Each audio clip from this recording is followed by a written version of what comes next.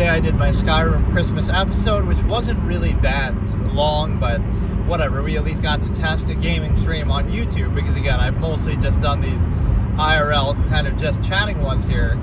So, whatever. It was okay. I just didn't have the energy to really do a long episode, which is a real shame with something like that, because this is the only day in the whole year that I played Skyrim, right?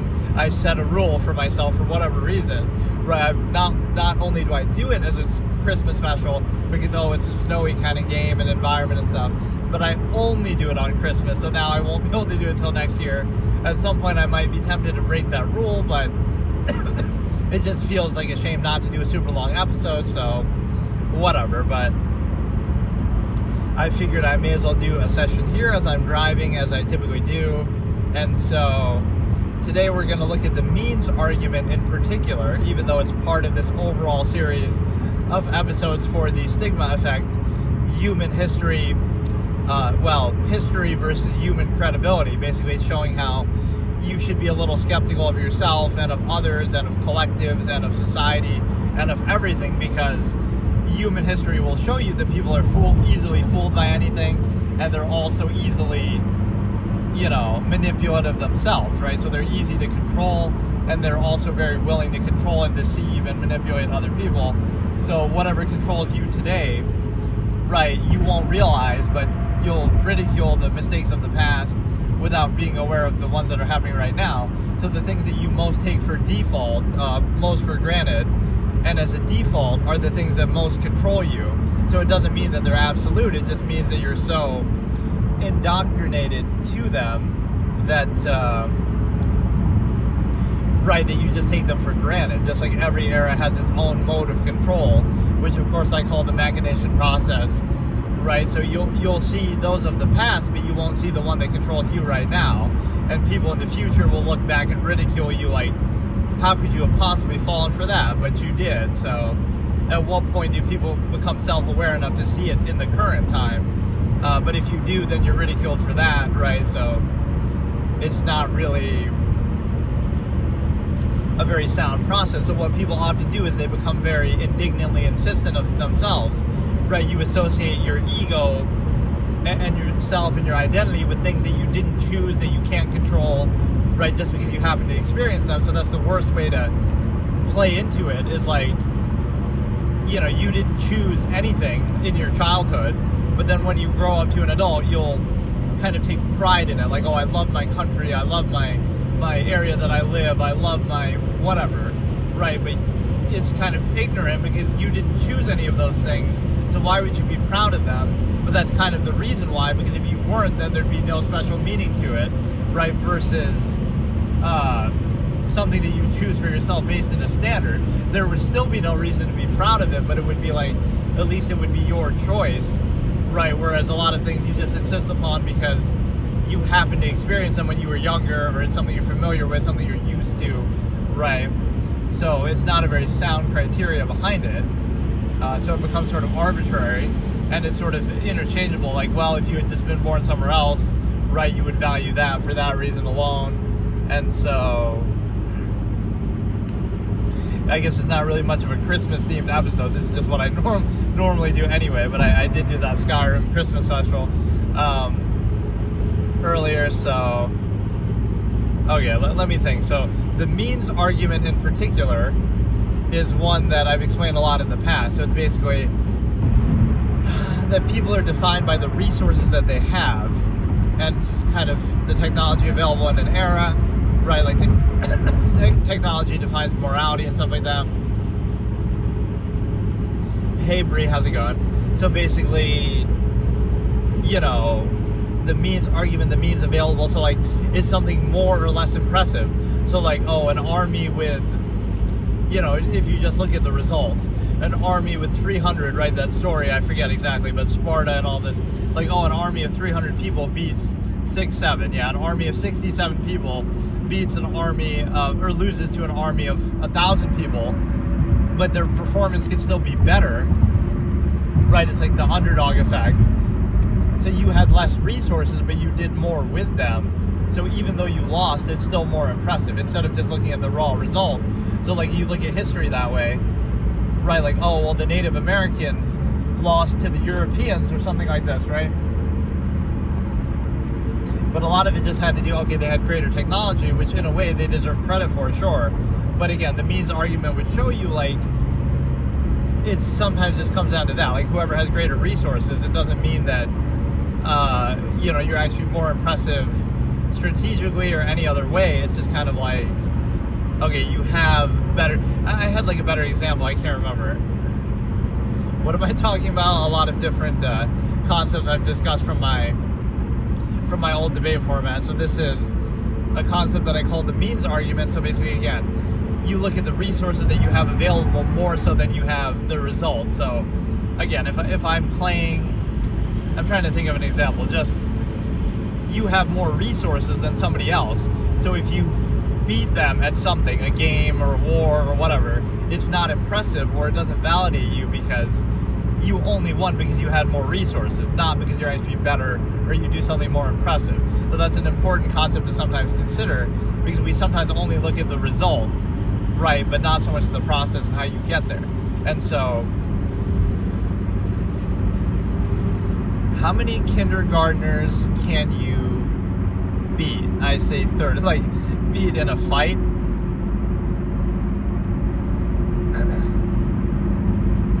But yeah, basically, like, okay, here's a good example. Like in sports, right? You'll say, oh, this player was really tall, right? Like Will Chamberlain was taller than everybody. That's why he was so good, right? But on one hand, that's kind of like, well, that's part of the game. That's part of the sport, right? You can't really complain about that, right? You're playing a physical athletic sport, and then you're complaining that somebody has physical or athletic advantages. Hey, how's it going? So that's kind of part of the game, part of the sport. So you can't really be mad about that. But on the flip side, you could discredit everything like that. Like, oh, you're only so good because you're so fast. You're only so good because you're so tall. You're only so good because of some resource that you have. So it's sort of the modern reliance that we get with that too, that makes people weaker in terms of, if we rely on technology so much, then we become a little bit lazier and weaker and complacent ourselves. And then the other part of it is the fact that sort of the means validation is a fallacy too, that like, well, the existing empirical structure has all this monopoly over resources and everything, so now we give it validation. But like, think about it this way. If in World War II Germany, the government and the existing power structure would have had a monopoly over a lot of things, so that doesn't automatically validate them, but that's almost a mass collective mindset, that they will suck up to authority and they're kind of dependent on it. So again, that falsely validates any power structure, no matter what it is, because you would say, well, we kind of rely on it indirectly for our living, they're already established, so yeah, like things are the way they are because that's the way they're meant to be, is sort of the fallacy there. And so I also did this analysis with the means argument to do with, for some reason, Shaquille O'Neal, or a lot of emojis, Shaquille O'Neal and XQC for some reason, to say like, oh, there's no shame in doing that. Like XQC would play as Winston in Overwatch, who's like a character where you don't have to aim very much and it kind of auto aims for you. And so people would kind of clown him and say, oh, that's Winston aim or something. But, anybody else could play as Winston too. So there's no shame in doing that, right? Like everybody could use that. So there's a reason why he's so good at it, or, something like, usually what dictates something is something overpowered. Like, oh, you have a deck in a card game and everybody's using it because it's overpowered. So you can't complain that it's overpowered because you could just use it too. Or, so it's always some element of, the broken, imbalanced thing always wins. And so everybody ends up using it.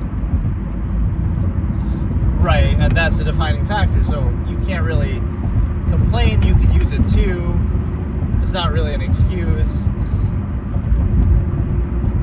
And then even like Shaq with the same thing, like in the sports context, you would say, like, oh, he's just big and strong, but that's part of the game. Or you can't be like sort of shy about doing that. Like, oh, so try to be fancy, to try to do something else, learn a 3-point shot or something. No, it's like you have an advantage, so use that and milk it and really beat it like a dead horse, right? Because that's what you have to do. So that's kind of like the shameless way that you can use the means argument. But getting back to the original point, again, it's like the number of resources that you have available dictate everything. So in that sense, nothing is ever impressive that anybody does because it's just defined by their resources. But then again, you could sort of interpret it differently and say, well, you kind of did more with less than other people. So even if you lost, or even if you, like, the outcome could be bad, but you still do well, or the outcome could be good, but you still did bad, in the sense that you had excess resources and you barely won over somebody who barely had any, and vice versa. You put up a good fight despite having far less technology or resources. So, right, there's sort of an opposite interpretation concept with that, where you can't just look strictly at the outcome with no nuance. And then, I feel like I had a great example for that, but I completely can't remember it right now. This is a specific example of the means argument, but again, the resources are the dictating factor, not you or the person who is using them, right? That always different. Like, so what would you rather have, right? Would you rather have the most skilled people or the best technology? You would much rather have the best technology because, like, oh, you have a nuclear bomb and they have the most skilled riflemen or something, right? It doesn't matter, right? The technology wins, the resources win, right? It doesn't matter what you have. Relying on human variable or human ability or something like that, right, becomes irrelevant because... So that's one aspect, and then the other thing, again, is just the means validation fallacy, right? Like for example, look at the minimalist in society this way. The minimalist is, living in the woods and kind of at peace and in nature and stuff like this. And then you would, people might discredit them if there was some discussion. Like, well, look at them, they're kind of poor or whatever. But they're doing that by their own volition and will. So it's like it'll be framed in like Bolshevik rhetoric, false duality, to say like, oh, they lack the ability to be successful in society. That's why they're doing it. You're only living out in the woods because you're not good enough to succeed in society in this way or that way. So it assumes the value of zero-sum means, like money, as an absolute, but you're missing the point. They might be easily capable. They could be a millionaire. They could be the most successful person ever, or whatever. They can do whatever you're doing too. But maybe they choose something different, right? So this is the problem with the closed structure, contrivance, false duality, is it can only be a lack of ability to achieve a false absolute, not that it's not absolute.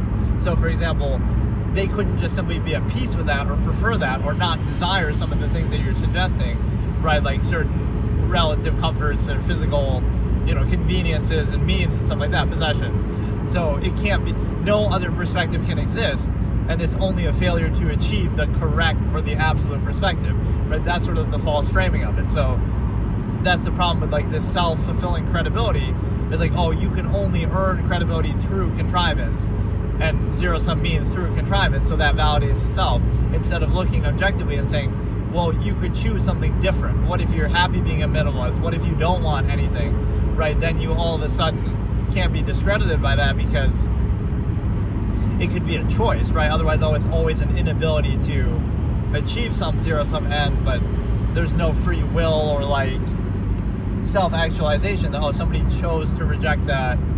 You can always show a dramatic example, like, oh, somebody who's highly capable and they're a millionaire, they're a billionaire, and they give it all up to be a minimalist. Like, now you can't even use that argument because they did have means validation, but now they reject it. They reject the very basis of that. So, and the problem is this is a zero-sum game, so you'll never have total credibility because you could be the world's first trillionaire, but you could still always have more, right? Or whatever mediocre amount that you have as an average person, right? Doesn't really validate you at all because it's a relatively small amount. Hey, how's it going? And then the other point of that argument is the fact that basically you understand that, you have a different measure or a different priority, right? So again, it'll always be framed as like somebody who's homeless, or like, let's say, oh, you're happy living in your car and you enjoy it and you're at peace, right? It'll be framed as one of two things, like, oh, you must be doing it to prove a point or something, which, again, that's sort of the outward need of society to reinforce itself. Like, oh, that's somehow not the correct way according to society, so it has to insist. Like, oh, you're doing it to prove something, even if you could just be doing it.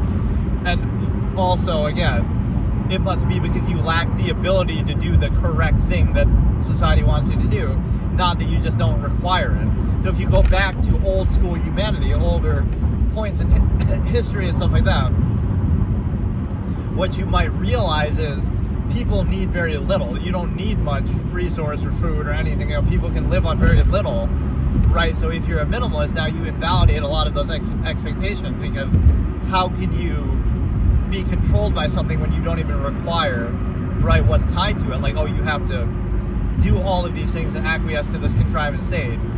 For what? For zero-sum means, for excess, you know, relative comforts, for possessions, for all these things that you don't need, that you either think you do or you think you want, right?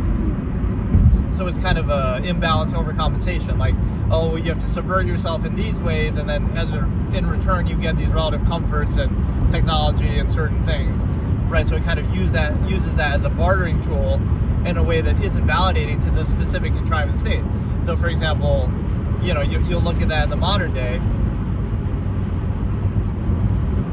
In any country that you live in, right, the current technology will be used to reinforce that specific society. So in China right now, whatever technology, oh, look, you have all these relative comforts. You have, you know, video games or whatever technology, and you have cars, and you have all this, like, oh, you owe that all to the government, or you owe that all to society. So how can you question anything about authority, right? Parents kind of use the same logic on their children, right? You owe everything to us, so therefore it validates us. But that's not actually how it works, right? They didn't single-handedly invent those things. They don't have a monopoly over those things, and that those things aren't even arguably necessary in the raw sense that I was just explaining. And even beyond that, you also understand that it's not specific to that. So that would apply to any state, and any parents then would be validated by that. Any social structure, any government, any society would be validated by that. So again, China right now is validated by that. World War II Germany was validated by that, right? Like, so you're just using that as an endless loop. Like, no matter what it is, you'll say, well, we have better technology than the previous generation, so stop being so entitled and complaining about the specific state that you're in, or you know, you should be grateful for it, or you owe it to that, right? That's always the wrong way to look at it, because you're not accounting for the specific, well, what if some horrible atrocity is going on, or what if some, you know, like, so you could never complain about anything because, oh, you have this, it's like a bread and circuses argument, right? Oh, you have all this nice overcompensation, but that doesn't validate the specific contrived state, power structure, right? It doesn't validate the specifics because it applies across the board no matter what, right? So there is an internal fallacy with that, but again, there's sort of like a preconceived established authority argument. It's already, like, you're born into the world, right? And you didn't choose to be what country you're in or what state you're in or whatever, right? So it already exists. It's already established. You never created it. You didn't choose it. You didn't, you know, vouch for it.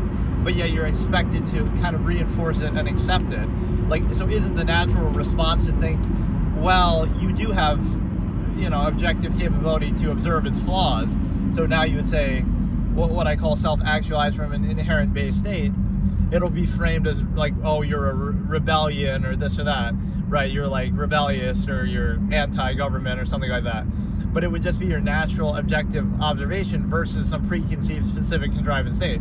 So that's the trap that people fall into, is they just kind of accept whatever is established is just right, which by that logic could be anything in human history, could be any society right now, even ones that have contradictions between each other, right? So it's this mindless reactionary basis that you never chose, you never vouched for, you didn't create it, right? So you don't owe anything to it, right?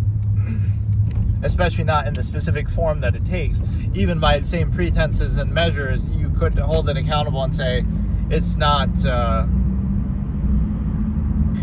you know, it's not living up to that fully, or it could be done better. So if it uses a pretense, then you could pose something better by the same measure and then invalidate it or replace it. So, but no, if you're going to use a means basis of, and again, means as in zero-sum means, like money or possessions or material resources. That's basically what we're talking about. So people always would think of it as money, though. But so you would look at it like true value, not half-mass. So it's a means to an end, right? Zero-sum means. But you would say, okay, so it's a zero-sum race to try to get as much of that as possible, just for the sake of having it, right? Or another perspective could be you're trying to use it all, like only get as much as you need, which could be very little. So require as little as possible and remove the need for overextension or functionalism or whatever, right? So in that case, you say you're trying to get as much means as possible, or you're trying to require as little means as possible, or you're trying to, kind of remove the need for them, or like I said, there's no halfway. So like these are the scenarios that you would have. You have the absolutist on one side, you have the minimalist on the other side, and then you have the half-mast, or like the human function, as I call it, in the middle. Half-mast functionalism, half-mast hedonism, right? So you have the absolutist would take a measure, like, okay, we're using the means argument, so now we're saying your goal in life is to try to get as much zero-sum means, possessions, money, whatever, as possible. Period. Right? You're just trying to do that because it's apparently valuable, so you're trying to just do that, just for the sake of it. The minimalist would be you're trying to get only as much as you require, so you're not embracing the means basis. You're saying, I need the bare minimum, so I'm going to remove the need for any sort of functionalism or any zero-sum basis. So I'm going to require as little as possible so I can remove the need for that. So in either case, you're not vouching for what you're doing or treating it like it's something more. It's a zero-sum process, either that you're trying to do fully as much as possible, or you're trying to remove the need for doing it in the first place. But the half-mass state is going to take some ego out of it, like, oh, look how good I am at doing this, or I'm proud of doing this, or I'm, attaching some gratification to it, right? So that's the half-mass subversive state. If it is worth doing, then do it fully, absolutely. If it's not worth doing, then don't do it at all. But again, you get caught in this half-mass way that's easy to control people that way. And so again, that's the half-mast versus true value. A lack of credibility for the ego basis.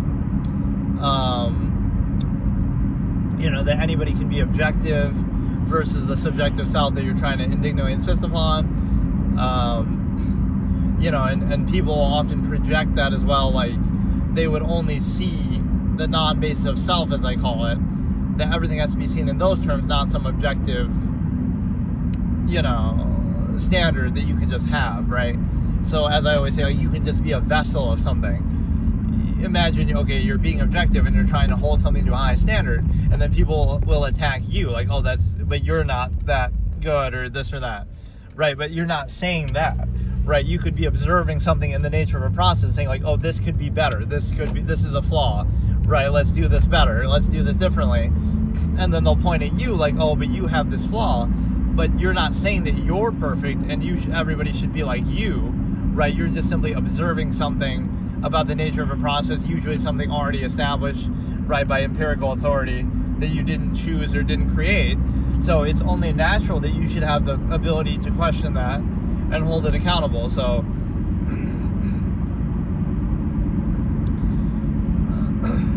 you would hold accountable the soundness of a process, which means like you don't care about the outcome or the results, like, oh, we have bread and circuses in this era, we have, better overcompensation, better technology. You don't care about that. You care about the soundness of the process. Like, is it rational? Is it consistent? Or is it arbitrary? Just like you could be in China right now, you could just be in any country. It's not really even so much about government, but it's just like you care about the process behind it more so than just some overcompensation that would make you not question it.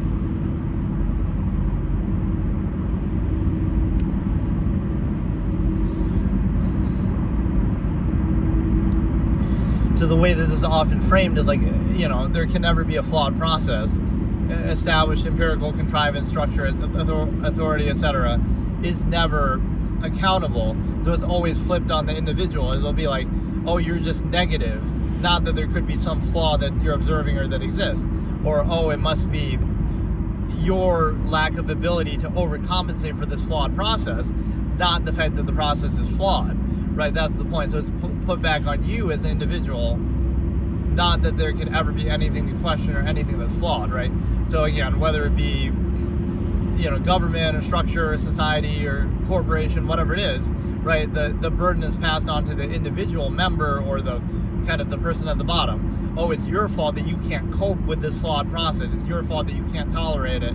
Your fault that you can't overcompensate for it, for its flaws. Your fault that you lack the ability to do this process, assuming that the process is absolute, not, that could be the issue, right? So, what would it take to give you credibility there? You could be the best person ever at it, or the worst person ever, or not do it in the first place, but you could observe there is a flaw of the process regardless of yourself, right?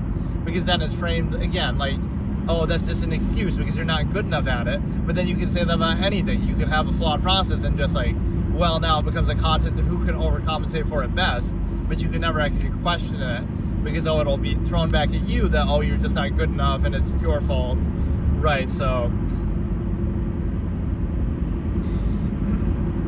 then I had this other expression on this topic, no man has ever conquered everything in the world, right? There'll be certain specialties or certain, things that people excel at. Even Genghis Khan seemed to come pretty close, but no, it's they would have certain specialties. So it's never nothing is ever only one person's fault, right? It took the whole infrastructure, it's a failure of society or whatever it is. So the worst thing ever happens, but it's not just one person who did it. And the best thing ever happens, it's not just one person's credit, but we somehow fall for that framing, or we like the oversimplicity of it. So for example, you see the figurehead, it was this person, this celebrity, this figure, right, that we glorify, but you don't see all the people around them. What about the person who wrote their speech? What about the person who was their advisor? What about the, soldiers around them? What about everyone else, right? We kind of try to signify it out, single it out, but that's never really how it works, right?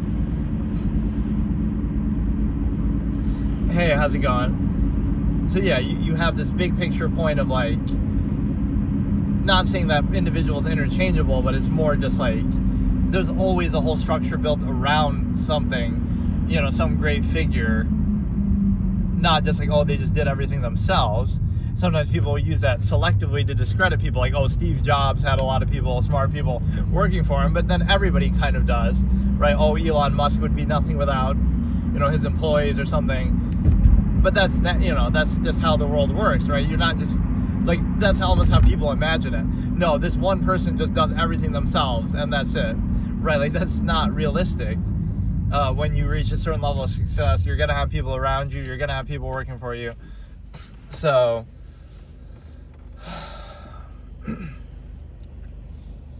yeah, there's sort of the self-fulfilling fallacy to the means validation, which means that the way that people react to you will be sort of self-fulfilling, right? They perceive you to have money or success or whatever already, so now they'll be all nice to you, and then it makes you seem look, you're so a good thing is a social example, right? I have this king analogy, the king and the prince, where the king is kind of dumb and senile and just stupid, right? But everybody sucks up to him and likes him, and he seems all friendly and socially positive because everybody treats him positively because he's already in a position of power and authority and money and everything. So there's this incentive to suck up, and so now he reacts to that sucking up in a positive way because he has positive preconceived notions on his side because he has the means validation established. Whereas the lesser person in that scenario who doesn't have those preconceived notions now has negative preconceived notions that they're reacting to. So it's sort of a self-fulfilling fallacy, right, that you're kind of the rich become richer kind of a thing, because you can use the very fact that you're in that position as a basis, you're just some random person, so nobody wants to deal with you, whereas you have money already, now people want to deal with you. It doesn't matter the context. If you want to I want to make a movie, or I want to do some project or something, right, you'll be much more even if your idea is just as good or better, right, it'd be so much easier to get people to be interested in doing that, right, just because you have the stature and the money and everything established. So you're kind of leaning on that for credibility. And people are like that. They're very shallow and, means oriented. So that's what they're reacting to, right? Not you. They're reacting to, again, the dependent overextended pretense, the money, the power, whatever they intend to get, non-invasive self. So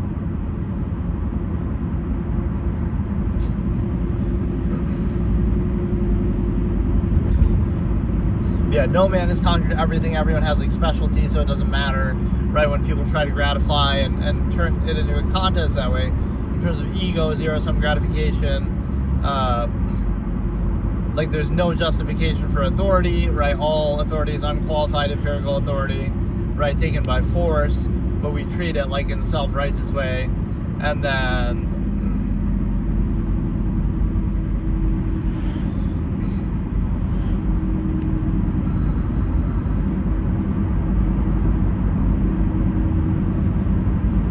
that's kind of why appearances are so important to people at a certain level, is because, again, you have this false, absolute, unquestionable basis of society, contrivance, power structure, right? Just the current state of being is perfect and absolute and unquestionable as long as you keep up appearances. If you keep up appearances, then everything seems fine on the surface and you don't question it and you don't think about it. So that's the important part. So, it's your fault if you reveal the nature of the process by failing to keep up appearances, whether it be socially, whether it be dress, whether it be, anything else. So that's the issue, right? Every state of being is always perfect, whether it be historical societies or any society right now. It's all perfect, and now it's just an issue of, make sure you keep up appearances so that the illusion of perfection is there. Right, and if you drop that mask, then all of a sudden you realize, it's not perfect, right? So the issue is passed on again to the initial basis, made by the flaws. So we treat it like it's absolute. Appearances at the expense of reality.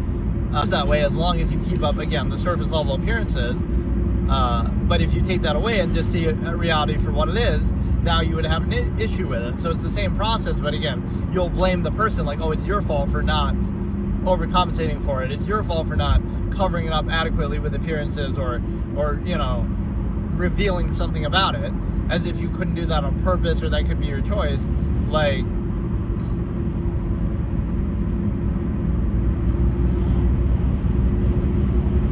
right, that's the problem, is that so you can never question the contrivance state. You can only say, it just requires this uniform overcompensation of appearances, and then that's kind of the way that people are controlled, and you don't realize it because, again, you don't realize the larger process at work here. Whether you're okay with it or not isn't the issue, right? But you shouldn't have to cover it up. You should be able to see everything for what it is and then decide for yourself, rather than making the enemy of observation like, again, it's your fault for not overcompensating or covering up for it. So, people focus on like the initial form of something, like all the superficial aspects, like, who says something is what's important, or, where something comes from, or all these things that don't really matter, right? Either, if what's said is valuable, it's valuable. If it's not, it's not. It shouldn't matter who says it or where it comes from or some preconceived basis.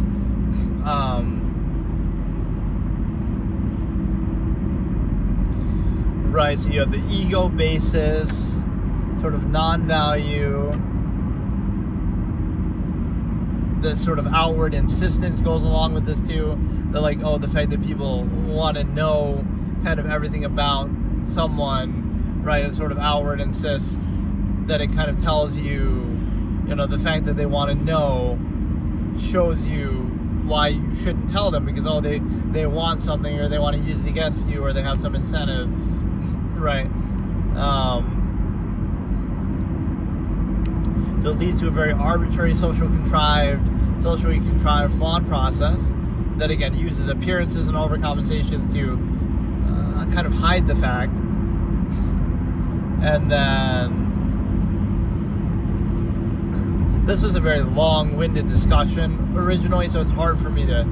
this whole topic is very long-winded, which is why I have to separate it into parts, right? So we're at episode 9.5, and I'll have to go all the way to 9.9 with this topic, and then I'll even have to probably do 9.11, 9.12. Like, that's really how much material we went through in this debate. Right? It just encompasses so many things. But the core idea, again, is history versus human credibility and the flaws of how people are controlled and what they fall for and stuff like that. So, as I say, the rule by omission protocol is how the mediocre rule over the masses, right? So all these sort of things that bypass critical thinking, like emotion, the ego, gratification, social contrivance, cult of personality, all of those things allow you to control people at a mass, because you say, oh, if it comes down to ability, then it's very hard to measure that, right? The people in power are not always the most capable in one way or in every way, or you could easily, if that was the core defining basis, it would be easy to determine, right, that, oh, there's more capable people out there, or in what way, or in what measure. So no, instead they bypass meritocracy instead of using meritocracy. It's kind of how content creation works too. Like, oh, let's make something about ability, right? Ability versus cult of personality. Like, be the best at something. So, oh, if you're a chess creator or something, you know, Hikaru is one of the best players in the world, so that would speak for itself, right, and validate itself. But then Alex Botez and stuff like that, they wouldn't be popular at all, so they have to subvert it by appealing to stimuli acme and cult of personality and other things, right? So it's much easier to subvert meritocracy than to achieve it. So in the same way, right, the way that the mediocre rule over masses is not by having greater ability than them, which again, ability could be equal or subjectively, individually, you know, constantly accountable, right? So you wouldn't consistently have that as a definition, because that's not really how the people in power are always defined, right? That, oh, they're just the most capable. So again, you bypass critical thinking and ability and meritocracy by using, again, cult of personality, social contrivance, using egotism, using emotion, right? All of these things, right? Especially in order to specify something that otherwise could be universal or inherent process and could apply to anybody. So you try to subvert it in such a way that, right, you let that be the defining factor instead of just pure ability and merit that speaks for itself.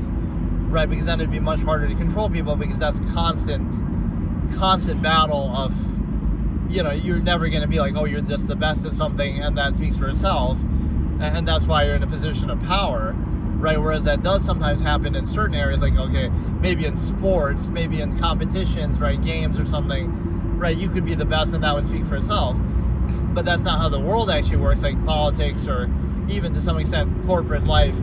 There's so many other elements, like, oh, this guy's a nice guy. Like, that has nothing to do with ability, whether what they're going to do in office or whether what they've done to deserve consideration, right? But, oh, they're a nice guy.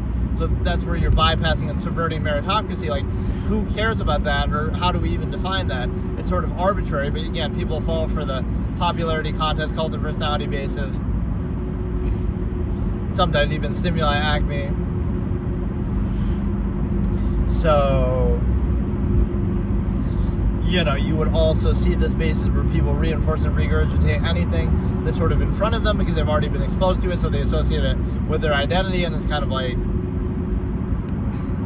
you know, you didn't choose it, but because you were exposed to it, now you reinforce it as though it's something you desire or you chose or you know, defend. And what's important with that is, again, it's sort of the ego basis, the way that you're controlled by cognitive dissonance, because, you know, oh, you can't be wrong, and what you're doing can't be wrong. You don't want to question yourself or say, you know, there's some flaw, right? So anything you do must be right because you're doing it, but then you don't think enough of the larger process that, well, you're only doing it because you were forced into doing it, and you were too young to think for yourself, and you're kind of just reacting to an established structure. Because the best way to control somebody is to force them into a position, put them into a position that they didn't choose, and then by the time they're old enough to think for themselves or realize it, now they'll defend it as if it's their own identity and their own choice, even though it wasn't. Just because, again, the cognitive dissonance of, like, well, they were doing it, so it must be right,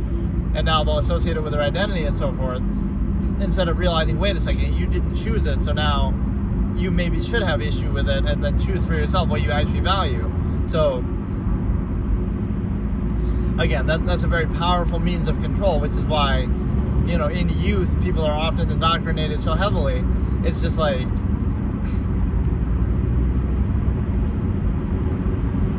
again, you're exposed to something you didn't choose, and you react to that thing that you didn't choose, and now you defend it and seem to desire it and indignantly insist upon it. Why? Because, well, you're already doing it, so it must be right. So since you're already doing it, it must be right and validated, but you didn't choose to do it in the first place, right? So anytime you force a mass of people to do something, and then the majority of them will identify their personality and gratification with it, and like, oh, we desire it, or we're defined by it, or we indignantly insist upon it, right? Even though you didn't choose it, it could just be a means to an end.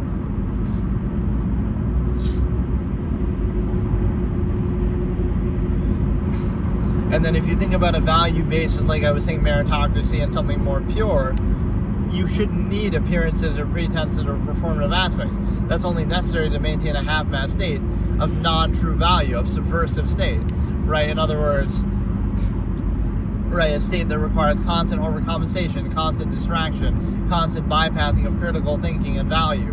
So we appeal to this human ego overcompensation of like, oh, well, we gratify ourselves through the ego to overcompensate as a placeholder for true value, to reduce to a half-mast state where we have constant contrivance, constant need to distract and reinforce and overcompensate, and we use the ego as a placeholder, right? That we appeal to the ego rather than simply having true inherent full value, right? So a contrivance state will create this extreme imbalance. So you're inhibited here, you're contrived there, you have to be reduced to a lesser state in some structure reduction like school or work or something, and then you want to act out and overcompensate and party, which even that you need permission of the contrivance state to do, right? Like fallacy of tradition, kind of like Christmas even, like, even to be free of contrivance or do something else, it's a mindless hive mind that one size fits all, everyone does it mindlessly, uniformly, and you need society's permission to do it, right? So even not doing things by, even not being a part of contrivance, you have to do with the permission of contrivance, right? Even temporary freedom from it, you need its permission to have. And then,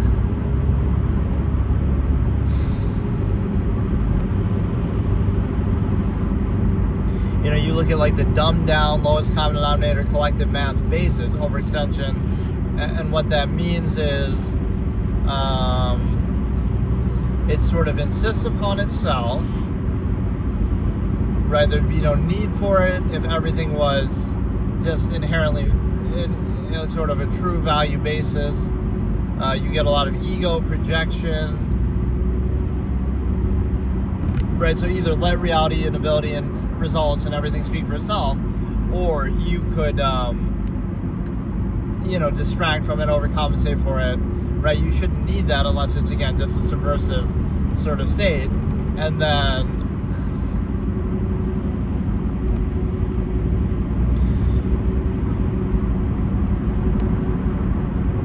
right, like a measure that somebody defines for themselves. Could be amalgam theory, for example, is one that I use.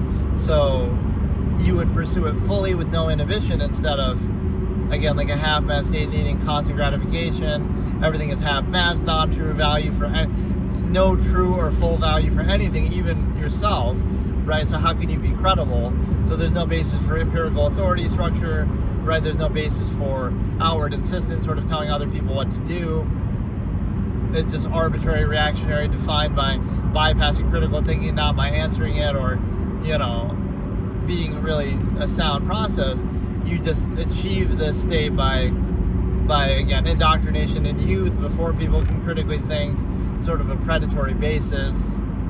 Again, passing on the burden to the individual. It's your inability to tolerate this absolute contrivance state. Not that it isn't absolute, it could be flawed, could be, again, oftentimes not even in favor of a specific thing. That you're saying, oh, this is wrong and you'd rather do something else. It's more out of all the things people could possibly do, what are the chances there's a one-size-fits-all absolute? No, you're just a mindless sheep of a false absolute gratified process that uses gratification to appeal to ego, to bypass your critical thinking, and to make you indignantly insist upon something you didn't choose, something that's set in stone by machination, process, power structure, right, all of this. And so it allows you to realize that, you're basically in a position to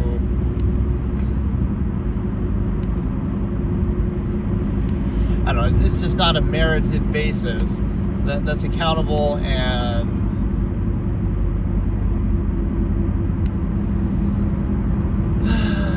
but yeah, people were questioning a little today, like, what am I talking about? But it's very hard to, like, this whole kind of content is not the kind of thing you should really do, or that would ever get any views. But at least the benefit this time around of me doing it is,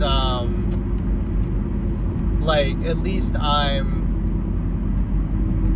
recording it or saving it and it's being uploaded, whereas in the past I didn't do that. And so that allows me to, right, like, that has some value, because it would have saved me a lot of this trouble of doing this if I had just done that, if I had just saved what I had done before. Because a lot of these discussions, to be fair, are just me rehashing things that I already discussed and laid out in that older format. But right, because I didn't save it, now I have to redo this because nobody knows effectively what I'm talking about, because it was my own, format of my own creation. So let me try to think for a second. Like, we can look at, again, the validation of already established authority, in the sense that, like, is it wrong to break the law if the law is wrong? Right, so you can't treat that as an absolute, because at certain times in history, right, like, we would disagree with the law and say, oh, it was wrong at that time in colonial America or in World War II Germany or whatever. Things that would be upheld by the law we would disagree with, but yet they were, so you can't use that as an absolute basis. So in other words, you can't use established authority as a basis for, like, oh, that's right because it's established, rather than saying we should hold it accountable to be right because it's in a position of power, right? So, like, do you hold power accountable, or does power serve as validation? And so it's a situation where, it could be self-fulfilling, right? We defer to authority instead of holding authority accountable, right? So it gets kind of reversed, that instead of having to earn the power, we almost have to, we appease it, or we sort of suck up to it, or something like that.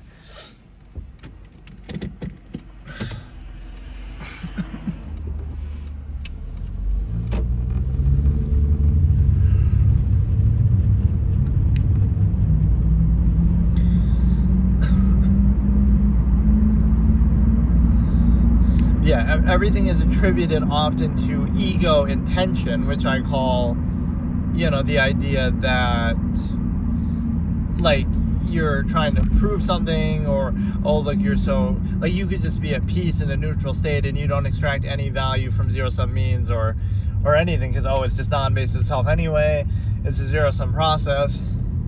But everything is framed from a lens of the ego, like, oh, look, you must be, so you're arrogant, or you're not, like, it's the way that some of these terms are used, right? If you're simply at peace and you're, like, living in nature and you're, minimalist, living in the woods or whatever, the way that you would, like, socially react might seem negative, like, oh, you're narcissistic because you only care about yourself. Meanwhile, you're eating one meal in 3 days and you're living off the land and, picking berries and being very minimalistic, but, like, oh, somehow that's selfish, right? Or that's narcissistic, or, it's sort of backwards way of thinking, right? So you're requiring and doing very little, right? Arguably sacrificing or being a minimalist and all of this, but it would be somehow framed negatively, because, again, contrivance always wants and needs something from you. You don't need anything from it, but again, you're in this overextended collective state that's sort of self-fulfilling. And the biggest lack of credibility that it has is, you can choose that if you want, right? The specific contrivance state that you happen to be in, that you didn't choose, that you didn't create, that you don't have to vouch for. But what are the chances that you would actually desire that? Like, right, if you thought about everything objectively and chose it for yourself, it's very unlikely that you would choose the exact state that you're in and the contrivance around it. So, right? It's more that you're just mindlessly reacting to it. And it's a situation where, it wouldn't be like a one-size-fits-all that everybody would just mindlessly do that. But there is an empirical element of force in that, right? That no matter what the standard is, it can't assume your intention of like what you would want or how you would do it. So it requires a mindless mass of deferring authority to, again, unqualified empirical authority just because it already exists. This is a self-fulfilling fallacy, right? So again, it goes back to the fallacy that I always talk about, that, things are the way they are because that's the way they should be. So because it's established, that must mean it's right, which again could apply to anything arbitrarily. So the real lesson is, this is how authority and power works throughout history. Just do something by force, take something by force, and then once it's established, people will mindlessly go along with it no matter what it is. And you can see that throughout all of history. So if you just do it by force, now all of a sudden you're right. Like might is right. You can say, history is written by the victors and this and that. But it shows you people aren't actually critical or self-aware. They just kind of go along with what's there. Right, there is no actual standard or anything like that. Yeah, everything is seen as like some egotistical thing. Like, you're trying to prove something or it's gratified, or you lack the ability to do this thing that society wants you to do. Not that you could just be at peace, it's just a zero-sum process. You don't require it, you don't desire it. It's not an absolute process. You can choose something different. You can't assume your intent. You have a different measure, right? Again, it's just zero-sum process. You could be a minimalist, you could be an absolutist. There's so many different things, but that social contrivance ego basis is only necessary to reinforce and regurgitate a false absolute half-mass state, right? That like everything is absolute, so it's just a matter of reinforcing it, not that you could have any standard or measure. This is why I always say the absolutist comes with finality, that like it wouldn't be about just reinforcing some false absolute state. It would be about either putting an end to it or your own measure, or removing the need. It wouldn't just be reinforcement, mindlessly of a false absolute. So, right, everything is seen through that ego sort of framing and lens. And so, yeah, this was just like a little bonus session that I felt like doing, but whatever, the main, because I always try to do at least like one stream every day. But just because it's Christmas, I thought, okay, we could do it. But yeah, I did the Christmas special, right? The Skyrim Christmas special. Let me maybe recap that, not to give it away. If you haven't seen it, you can check it out.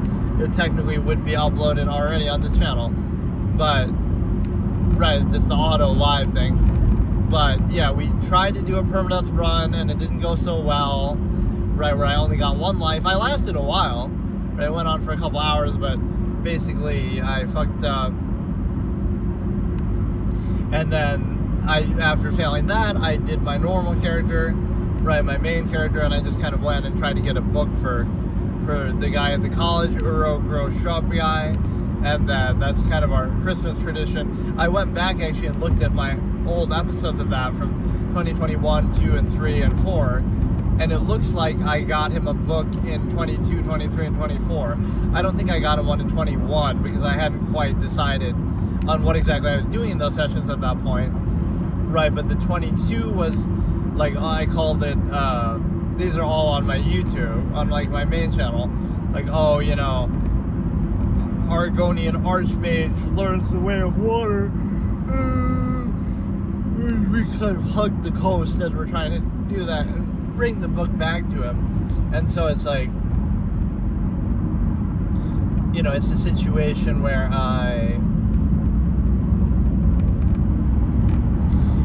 we hugged the coast and we're doing all that. And so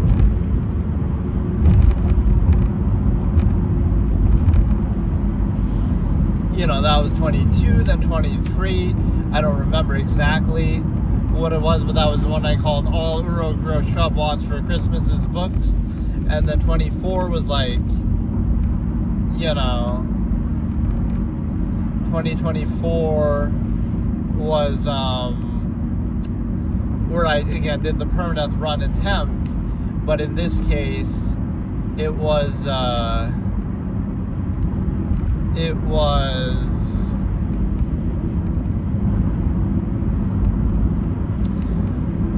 I did do that at the end there too, because I failed that run, where I gave myself like multiple chances. So I did that, and then I still got him a book, and then this one I did the same thing, right, where I tried the permadeath run on Legendary, and then I still got the book at the end here. So we did do that every single year since coming back, except for 2021, or maybe I still did it somewhere earlier in the episode, but at least as far as the ending, all these episodes end with me being disappointed that, like, oh, I would have liked to have done more, but I kind of died so many times trying to do this that, okay, I'll just settle for doing one book. Right, so again, 22, 23, 24, 25, we all did the book shit. And so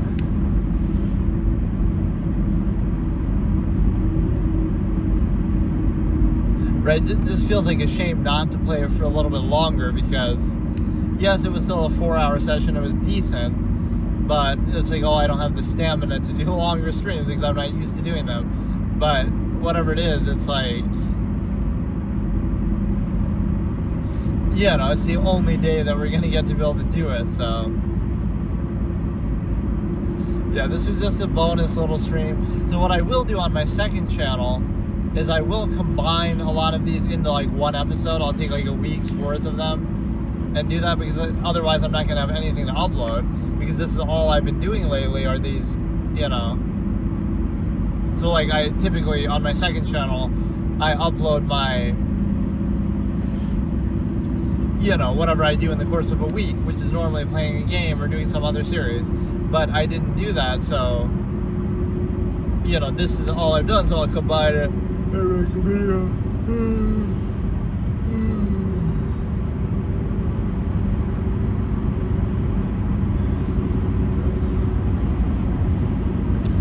But yeah, it's a situation where I also want to take that Skyrim video and I guess I'll just cut out I would say edit it down, but there's only 2 things to edit.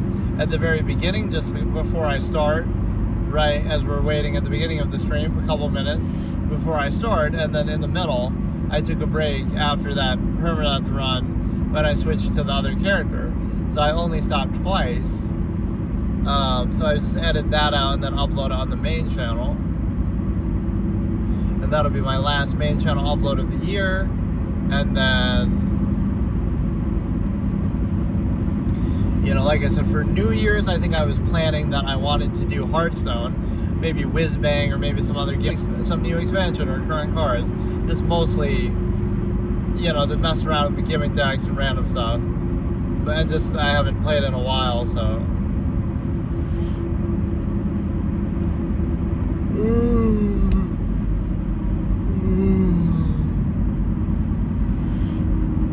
Yeah, as much as the YouTube algorithm does try to help with these streams, that occasionally I do see like, oh, you get 5 people in here, 10 people in here. It's hard to maintain that because, again, the subjects that I'm talking about are so nuanced or so not really the mainstream dumb thing that you want. You have random people coming in here saying 6, 7, right? That this is kind of the level that we're operating at. So I still prefer 69 myself.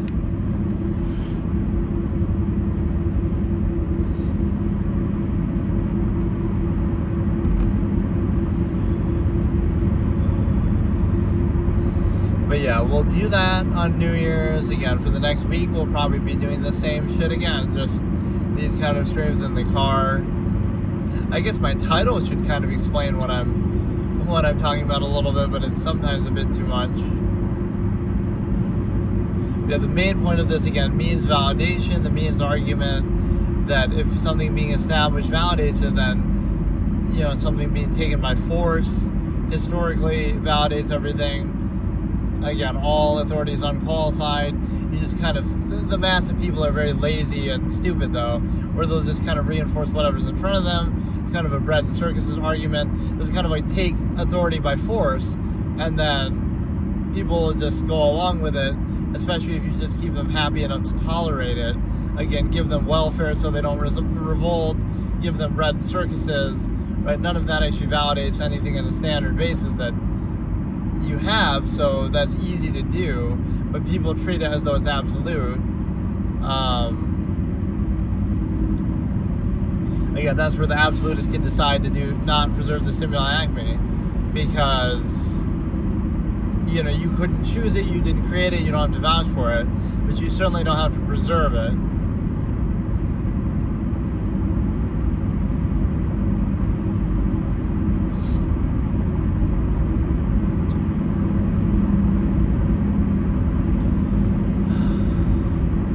Yeah, that was a good couple of Christmas episodes. I guess I'm a little disappointed I didn't have the energy to do that a bit longer, the Skyrim one, but that's okay.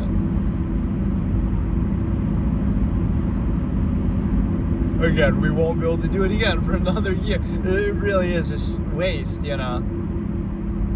Anything else I could do any other time, but I just don't. That rule is very punishing, but it's kind of fitting, because you might think, oh, don't I have the urge to play that then any other time for the rest of the year? But I haven't had that issue these last couple of years because, there's so many other things that I end up doing that it just doesn't become an issue, right? It's like, I'd rather do something else, something different, right? That's something that I could do forever if I wanted to, but...